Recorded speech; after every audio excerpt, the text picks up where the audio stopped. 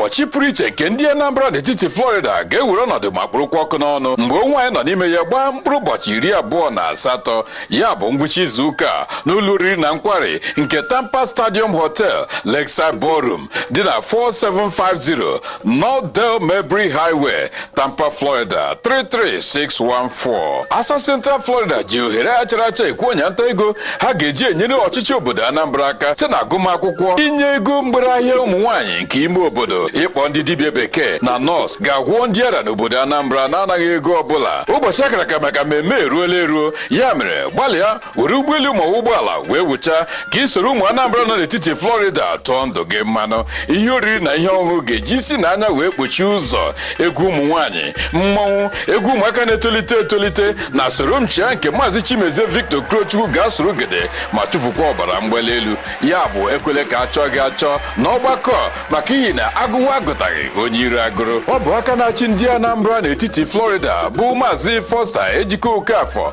ọba nke mbụ na ndị ha na ha so eme ka otu Anambra bụrụ ụlọ ewuru n'okwute dịka ndị a: osote onye isi Dr. Louis Okonkwo, ode akwụkwọ Chief Uche Egweato, onye isi nhazi ọgbakọ na mmemme Dr. Mrs. Ifedike, aka na-ejide ndị otu ego bụ Chief Paul Ezeobinwa na Lọlọ Adaobi Okafọ. Ugo nwaanyị izizi nke ndị otu a mere ka ọhaneze mara na ụbọchị pụrụ iche nke ndị Anambra achawapụtala ka ọnwa ọkọchị, rafu tiketi dị iche iche gbọrọ ọkpụrụkpụ, asụrụla arụ igede ma na-eche ka ndị ga-abịa mmemme a mee onwe ha obi ụtọ. Igbo bụ Igbo amụrụ n'obi, ọkachasị ndị nọ n'etiti Florida, ekwele ka a kọrọ gị ihe n'akụkọ. Were ụgbọelu ma ụgbọala ka e wee wocha ka ị soro ndị Anambra nọ n'etiti Florida kpurie ndụ ma nwekwa aka n'akpa ka e wee kwado atụmatụ dị iche iche nke ndị Anambra nwere n'obodo ha maka Igbo bụ otu, aka zuo ọnụ ogbu ijiji.